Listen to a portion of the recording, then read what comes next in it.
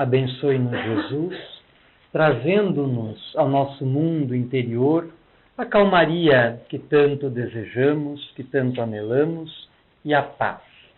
Dando continuidade à nossa proposta, estaremos fazendo, na tarde de hoje, uma breve reflexão em torno do capítulo 2, Ser e Pessoa, do livro O Ser Consciente, do médium baiano Divaldo Pereira Franco, de autoria da sua mentora espiritual, Joana de Ângeles.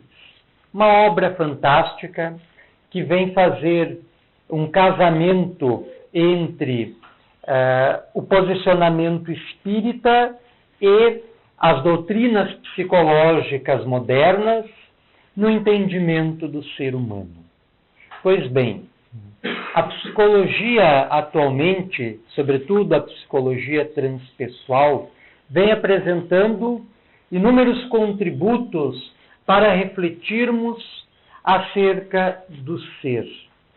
Antes dela, as doutrinas e terapias psicológicas enfocavam a criatura humana como sendo apenas um corpo físico, na qual a mente, a personalidade, a conduta foram sendo forjadas a partir da concepção e do nascimento, recebendo as influências decisivas na formação no seio da família, durante a primeira, a segunda infância, completando na adolescência e na juventude. Atualmente, graças à psicologia transpessoal, vem se ampliando a forma de se considerar o ser humano, desde o seu processo formativo até além do mesmo. Para essas doutrinas, o ser humano não se resume, não se restringe ao mero amontoado de átomos e moléculas, o corpo físico, mas é algo mais, é algo transcendental, é algo que vai além dos limites fisiológicos, personalísticos, comportamentalistas. O ser seria algo muito maior. Esta visão do ser humano casa perfeitamente com o posicionamento espírita, que entende que o ser é um espírito, uma individualidade, que tem sua origem antes da concepção, antes do corpo, e que continua além, continua depois do corpo físico. Então, o ser é algo muito maior do que as limitadas paredes do corpo físico. Embora estejamos profundamente a ele atrelados, nós não somos o corpo que possuímos presentemente. Ele nos serve como roupagem, como indumentária, como vestimenta, que atende algumas finalidades bem delineadas no campo do nosso desenvolvimento interior, da educação dos nossos sentimentos, da formação e desenvolvimento da nossa alma, da lapidação de algumas características um tanto desagradáveis, da elaboração de conteúdos do nosso psiquismo que precisam ser trabalhados, etc. Então, o Espiritismo apresenta uma visão ampla, larga e profunda da criatura humana, esclarecendo-nos a mancheias que não somos este corpo, estamos nele. Estamos momentaneamente no corpo físico, em experiências de aprendizado, de aquisições variadas, como se a vida fosse, se a vida funcionasse à maneira de um laboratório cheio de tubos de ensaio, retortas, pipetas, onde são processadas inúmeras experiências, onde são forjadas inúmeras misturas de substâncias. Então a vida exerce essa função, essa finalidade de caráter educativo para cada um de nós. A pessoa, sob este ponto de vista, não se restringe à mera personalidade, que é apenas um reflexo do que a pessoa é em si, na sua intimidade, na sua essência, no seu espírito. E sob esse ponto de vista, a pessoa poderia se expressar-se em múltiplas dimensões, em múltiplas facetas. Joana de Ângeles apresenta estas 5: a consciência, o comportamento, a personalidade, a identificação e a individualidade. A consciência, segundo Joana de Ângeles, é algo fundamental na criatura humana. Para ela, o momento mais eloquente, mais importante de todo o processo evolutivo da criatura é aquele onde o ser passa a se dar conta de si mesmo, da sua existência. Nós sabemos que as entidades espirituais que auxiliaram no processo da codificação espírita, lá no século XIX, quando surge o Livro dos Espíritos, definiram o espírito como sendo aquela individualidade, um ser individual, que possui consciência de si próprio. Então existe um momento anterior no processo criativo de Deus, em que este ser está em processo de elaboração, de formação, mas ainda bastante incompleto, a ponto de encontrar-se indiferenciado, não guardando consciência da própria existência. E este é um dos principais atributos que nos distinguem dentro do reino animal. Nós somos o único animal na face da Terra que é capaz, entre outras coisas, de ter consciência da sua própria existência, de saber que existe, enquanto ser individual, diferente dos demais. Então, para Joana de Ângeles, o momento mais importante na história evolutiva da criatura é aquele no qual o ser se constitui enquanto uma individualidade espiritual, cônscia de si próprio, com conhecimento de si mesmo.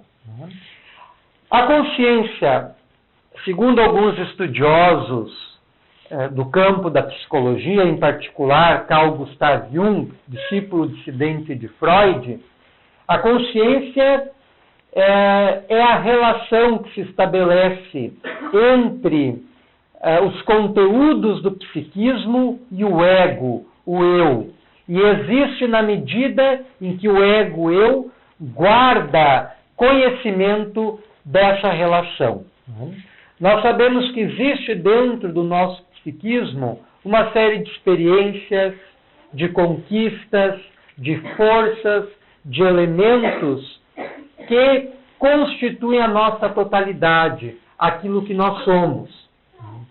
No entanto, na nossa condição de espíritos encarnados, a nossa individualidade sofre inúmeras limitações, que reflete palidamente a nossa totalidade. Nós, na nossa condição de encarnados, nós sofremos na formação da nossa pessoa, na formação da nossa personalidade, influências do meio onde fomos chamados a viver, ou melhor, onde escolhemos reencarnar, sobretudo da família, da sociedade, dos diferentes agrupamentos sociais aos quais estamos sujeitos à influenciação. E isso vai interferindo no nosso processo formativo, vai acrescentando valores novos, vai reforçando hábitos, crenças, formas de pensamento que nós já vimos mantendo em outras vidas e vem elaborando, contribui na elaboração de valores novos que estamos adquirindo nessa nova experiência que estamos tendo na Terra. Todavia, o nosso ser não se restringe a esta pessoa.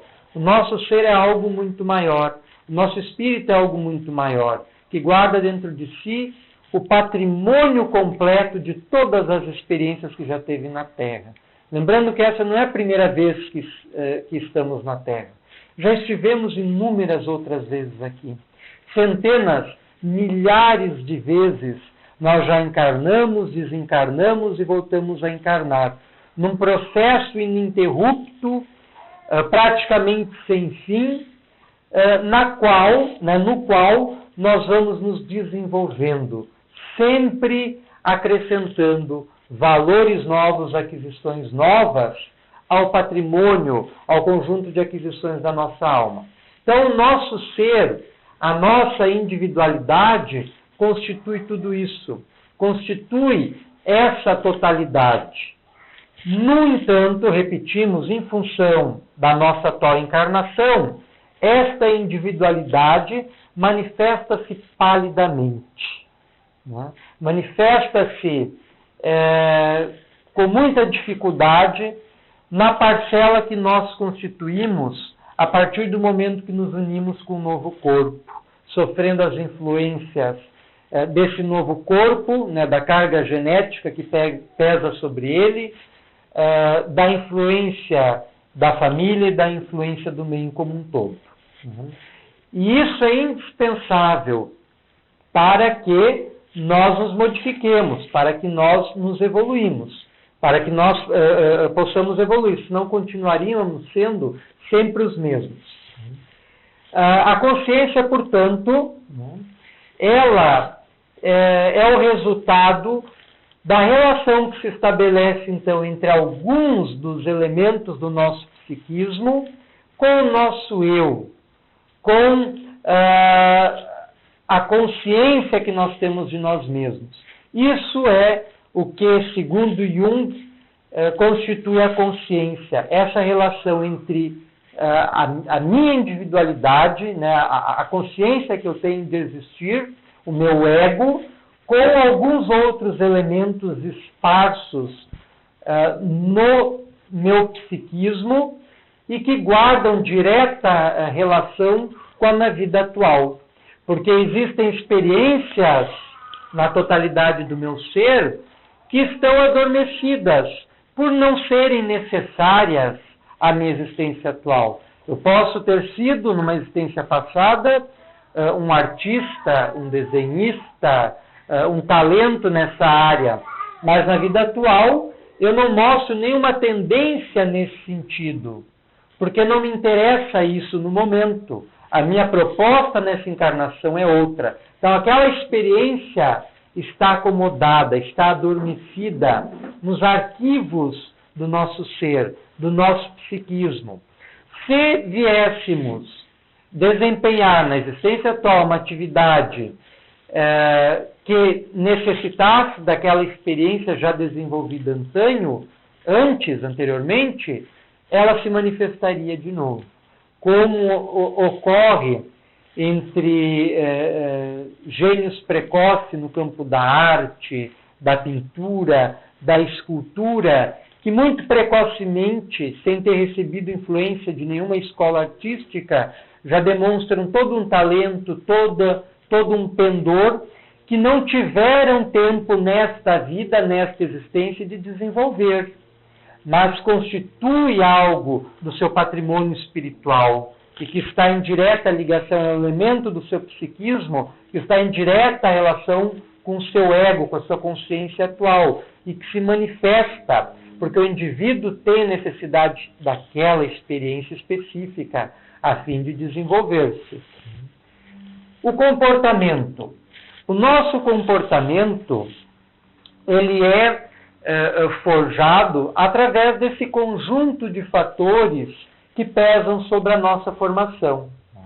A nossa individualidade espiritual, que é decisiva nisso, a nossa carga genética, a influência e educação que recebemos no seio da família, as influências da escola e as influências do meio como um todo. Tudo isso interfere no nosso jeito de ser e de se manifestar. E o meu comportamento é justamente essa manifestação exterior que é observada por aqueles que me cercam, por aqueles que convivem comigo. E me singularizam, me identificam, me individualizam por essas características, por esses atributos que eu manifesto na forma de me relacionar com os outros. Então, o comportamento, ele reflete, repetimos, sobretudo, o conteúdo do nosso ser, da nossa individualidade, casado com essas outras interferências que pesam sobre o nosso processo formativo e educacional. Então, esse comportamento, ele é aprendido a duras penas nos longos anos da infância. Os espíritos nos falam que em outros planos existenciais, em outros planetas que acomodam espíritos mais desenvolvidos, com consciências conectados a horizontes mais ampliados de entendimento e compreensão, que a encarnação nesses planos, nesses mundos, ela se dá de forma muito rápida, o ser mantém consciência do que está acontecendo, e a infância é muito rápida, quando não é inexistente, porque dela não necessitam essas criaturas que possuem essas características mais avançadas. Nós ainda não. Em função de sermos seres muito acanhados, nós necessitamos do largo período infantil, que é necessário para atenuar, né, algumas das vibrações, algumas das experiências impactantes que trazemos, ainda muito vivas, muito acesas, das vidas passadas, para que os pais, ao exercer a missão educativa que possuem, possam moldar a criança aos valores corretos, à formação que julgam adequada ao seu rebento, ao seu filho.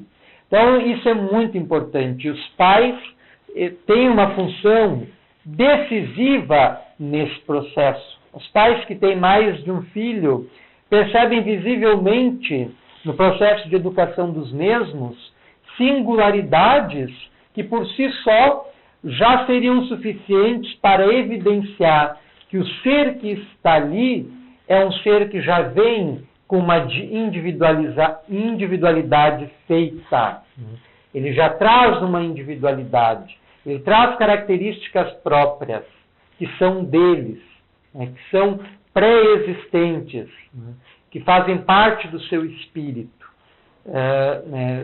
Abstração feita de toda a influência da família. Tanto que, em pais que têm filhos em idades muito próximas, com diferença de 1, 2 ou 3 anos, e que receberam a mesma educação, a mesma influência, o mesmo processo educativo, a personalidade que vai se montando é completamente diferente de um para outro, né? Um é mais retraído, introspectivo, manhoso, dengoso, outro é mais ativo, extrovertido, mandão, se sobrepõe ao outro, já manipula o outro, governa o outro, muitas vezes até sendo mais novo que o irmão, porque é uma característica dele. André Luiz chama isso de personalidade congênita. Na obra Obreiros da Vida Eterna, ele tem um diálogo com o mentor no mundo espiritual, onde esse espírito esclarece que há que se divulgar no mundo a noção de personalidade congênita, isto é, a gente já nasce com a nossa personalidade, na verdade com a nossa individualidade. Essa individualidade se reflete na formação da nossa pessoa, da nossa personalidade. Sendo personalidade, segundo as suas origens gregas, né, persona, que significa máscara, né, algo que caracteriza o nosso modo de ser e de se comportar na presente encarnação. Então, a personalidade seria justamente o conjunto de experiências de cada vida que nós temos na Terra. Sob esse ponto de vista, não seria equivocado dizer que nós temos várias personalidades, tantas quantas tiverem sido as nossas encarnações terrenas. Alguns psiquiatras e psicólogos se vem assombrado ante os casos de personalidades múltiplas, em que algumas pessoas apresentam essa síndrome por uma disfunção psicológica, né, mental, apresentam, né, personalidades distintas na mesma encarnação. E a doutrina espírita, entre outras explicações, apresenta duas hipóteses mais plausíveis. A primeira seria uma personalidade de outra vida que está se manifestando, né? Um conjunto de experiências arquivadas lá no psiquismo, por exemplo, de uma encarnação lá do século XVII na Espanha, que se manifesta na vida psicológica de uma pessoa na presente encarnação. E a outra explicação seria justamente uma interferência espiritual, né, que seria uma entidade invasiva, uma entidade espiritual que estaria obsedando aquela pessoa e interferindo de forma bem definida no comportamento e na manifestação da criatura, conseguindo inclusive se comunicar, manifestar os seus trejeitos, as suas características, a sua essência. Mas a personalidade, portanto, seria o conjunto das experiências que nós adquirimos na vida atual em sintonia com a nossa individualidade. A nossa personalidade, portanto, é uma máscara que cobre a nossa essência, a nossa individualidade, o nosso espírito. Por isso que esta personalidade, ela não traduz tudo aquilo que nós somos, a nossa totalidade. E às vezes muitos psicólogos falam na necessidade do autoencontro, de busca interior, de encontro consigo mesmo. Quando esses estudiosos e terapeutas se externam desta forma, se expressam desta forma, estão fazendo abertamente uma distinção entre o eu, né, a minha personalidade atual, e a minha essência, o meu ser, o meu espírito, a individualidade que eu integro, que eu faço parte, que eu formo. Então é necessário nós conseguirmos acessar a nossa individualidade, o nosso ser. Quando conseguimos isso, estamos em harmonia. Quando não conseguimos, estamos em conflito, né? E a maior parte dos conflitos que nós temos decorrem dessa dissociação da nossa personalidade com a nossa essência, com o nosso eu interior, né? Porque a forma que nós nos comportamos, a forma que nós nos relacionamos com os outros, não traduzem o que eu sou na minha intimidade, não traduzem a minha essência. Eu me comporto desta forma para agradar tal e tal pessoa, eu me comporto desta forma em função dos traumas que pesam sobre mim, eu me comporto desta forma em função dos conflitos que parecem ser maiores que as forças que eu tenho para atenuá-los, para equacioná-los. Então, essa máscara, né, a personalidade, quando se manifesta desta forma, ela provoca inúmeros distúrbios, inúmeras perturbações, inúmeros conflitos, por não estar em paralelismo, em ligação direta com as fontes interiores do nosso ser, da nossa individualidade, que alguns psicólogos chamam de self, o eu mesmo, né, o eu interior. Identificação.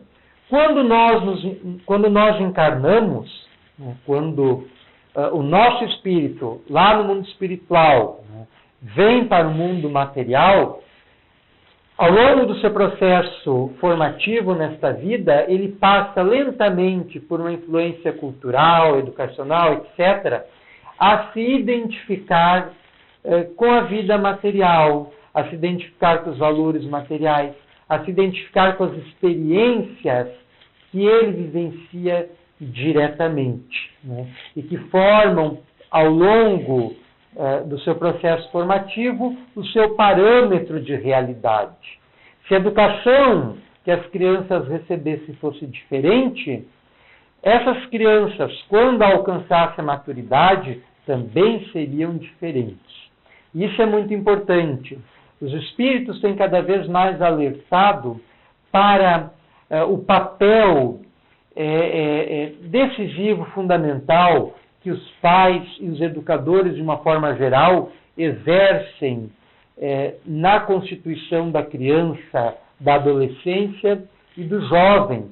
Porque é justamente através dos pais e dos educadores que se formará, né, os seres do amanhã, se formará os continuadores da vida na Terra.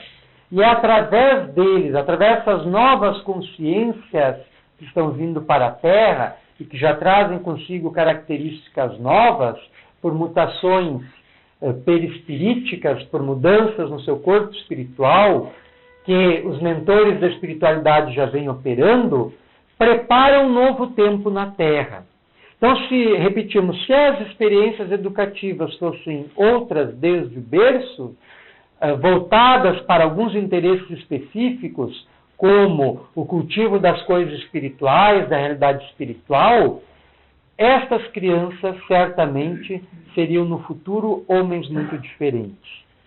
Lao Tse, que viveu muitos séculos antes de Jesus, asseverou o seguinte: ele não sabia que era impossível, foi lá e fez. O que se faz durante a educação? Se estabelece limites, né?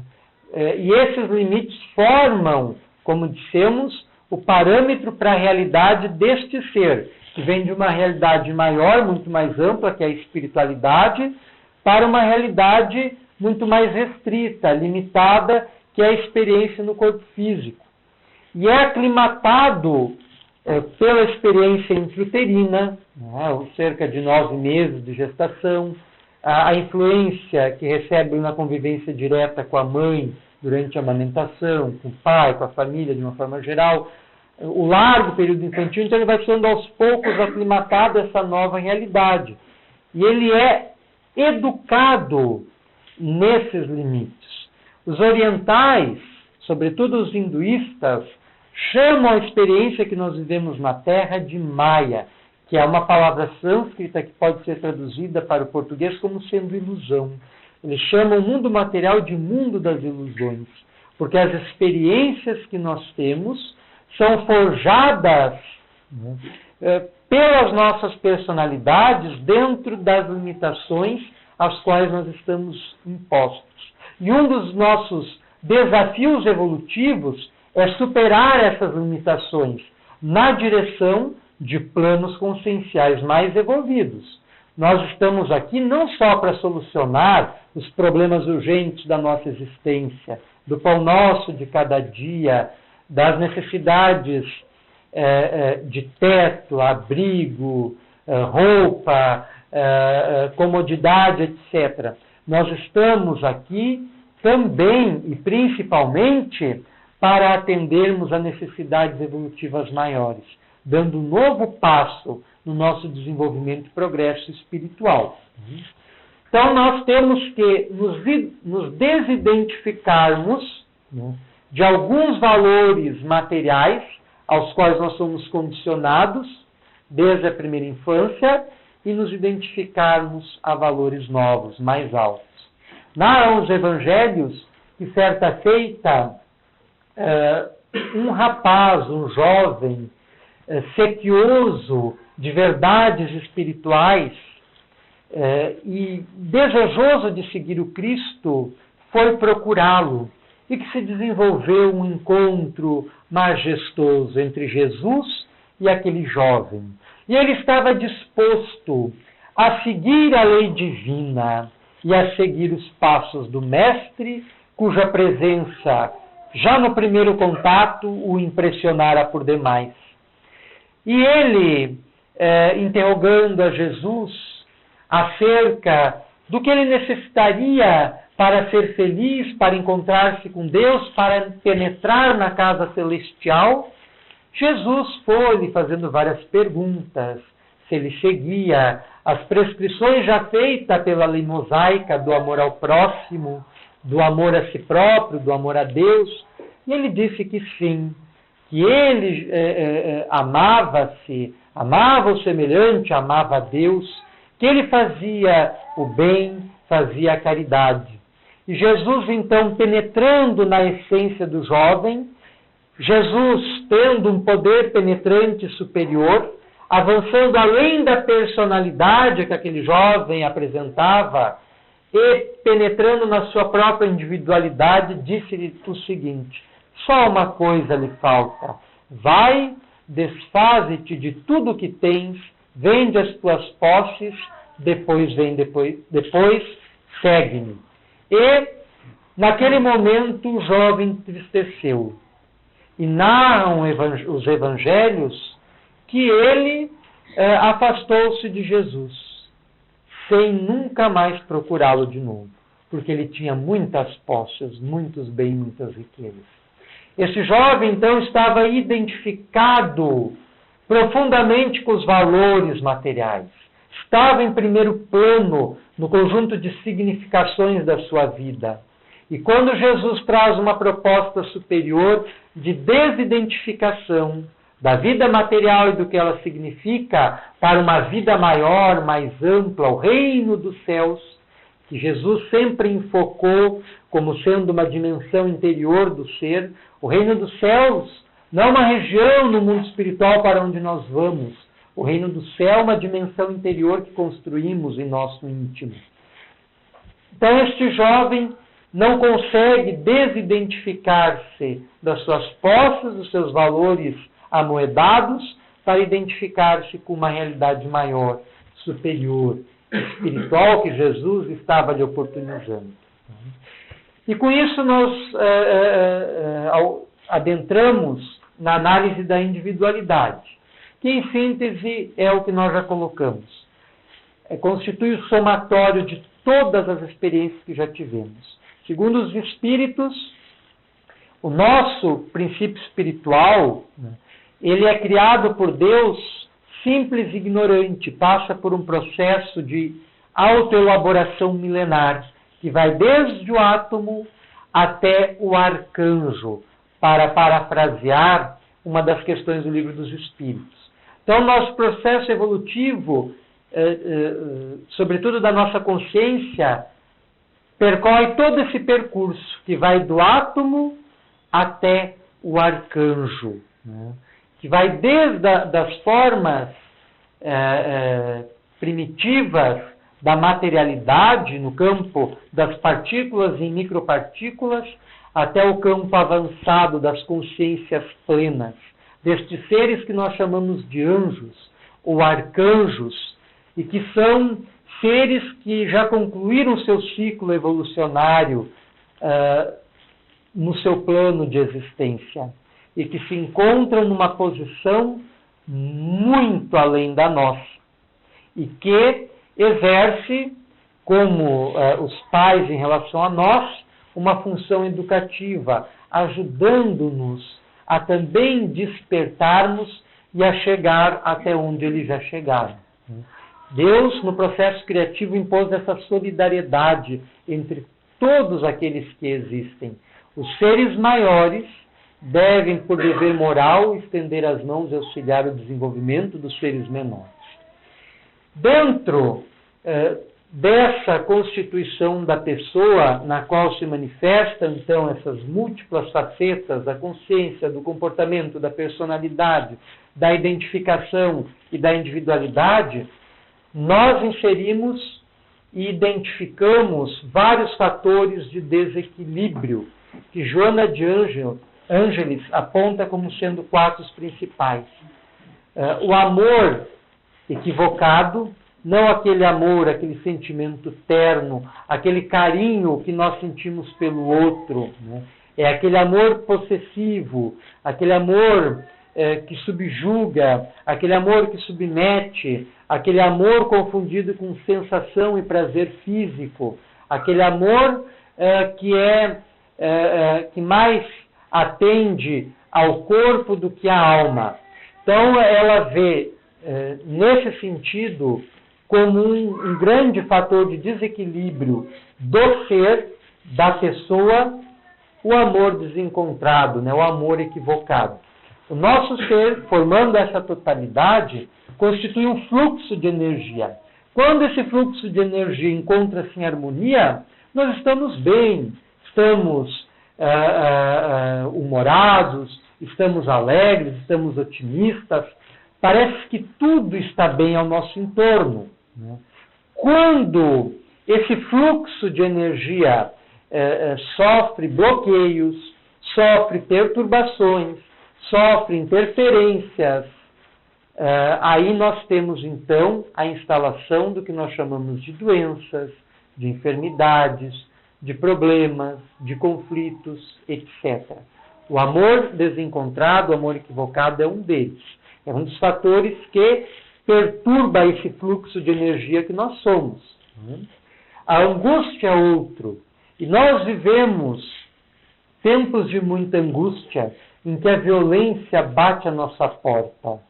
Por sintonizar, talvez, com a agressividade que ainda está em nós. E nós reprimimos, não queremos aceitar, não queremos trabalhar, não queremos lapidar, não queremos educar. Então, esses momentos angustiosos que nós vivemos, e em algumas pessoas em específico, em que a angústia atinge um grau superlativo, somatizando, transformando em verdadeiros distúrbios psíquicos e comportamentais, requisitando inclusive não só a terapia espírita conveniente, mas também a terapia tradicional da psiquiatria e da psicologia, a fim de ter essa angústia aplacada, ou ao menos diminuída. Nós precisamos trabalhar as angústias que nós trazemos conosco, as aflições que nós possuímos. Jesus dizia, bem-aventurados os aflitos, porque verão, porque o reino dos céus lhes pertence. Bem-aventurados os aflitos, porque o reino dos céus lhes pertence. Então Jesus entende nas aflições, nas angústias, nos problemas que nós enfrentamos, o concurso da lei divina a fim de nós trabalharmos interiormente, a fim de nós restituirmos a harmonia perdida no fluxo energético que nós somos, no nosso espírito. Então as aflições, as angústias possuem essa função e nós precisamos encará-las desta forma.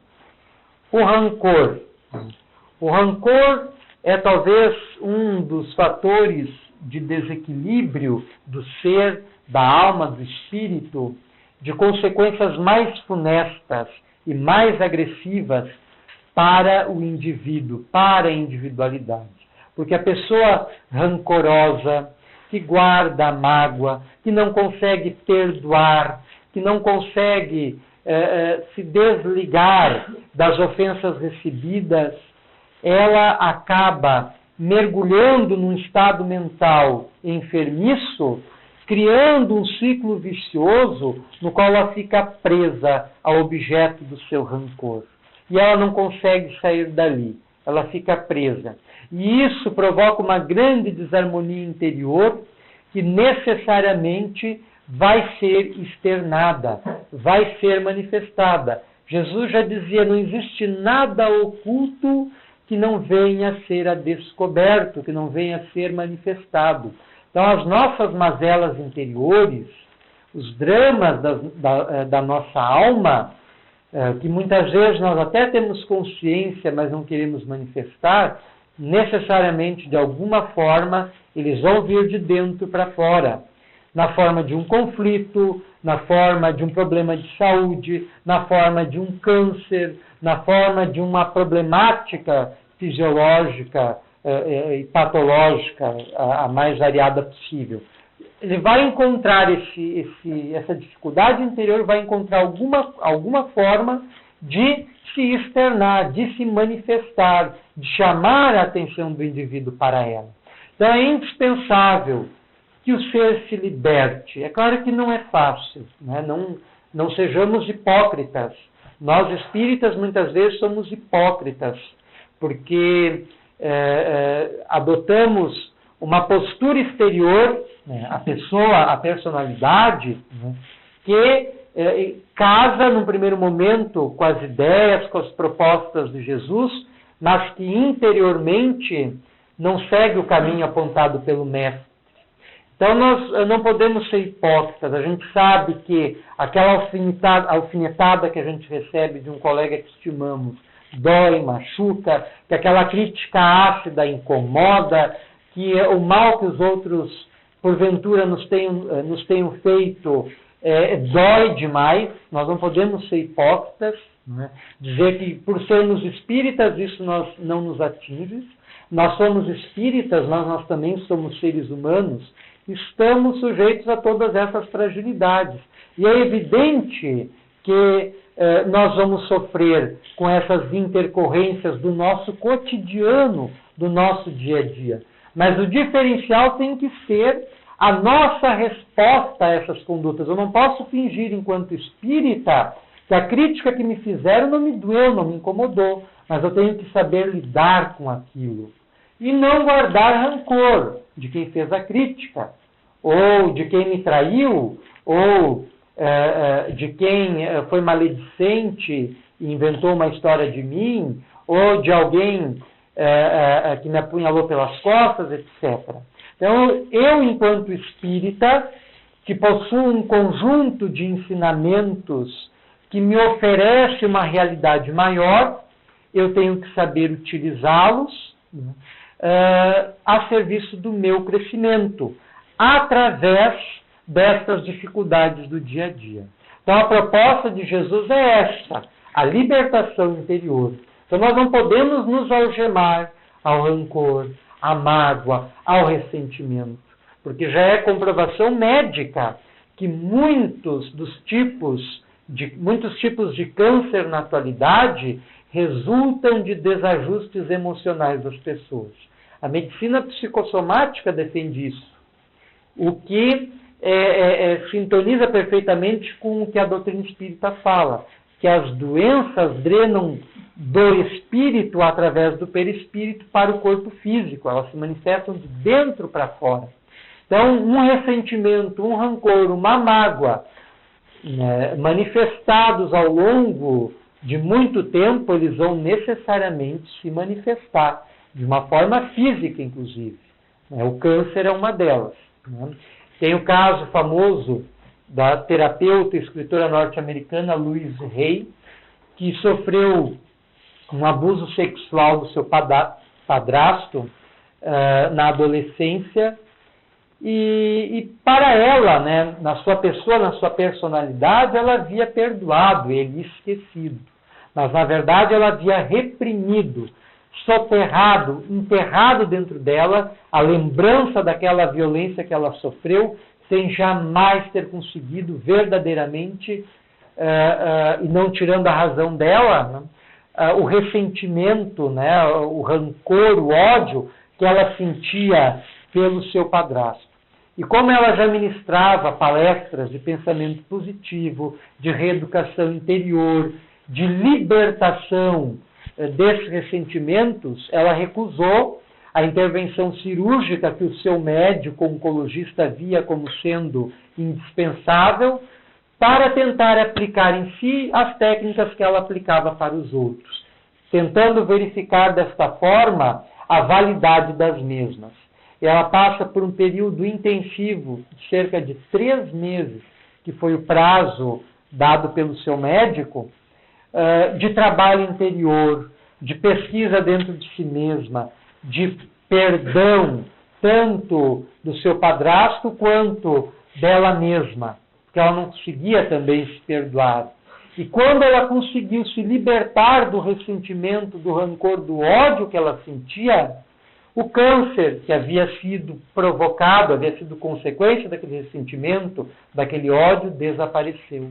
Quando ela foi fazer novamente os exames, não havia mais a presença da moléstia. As células já haviam voltado a um processo de funcionamento normal.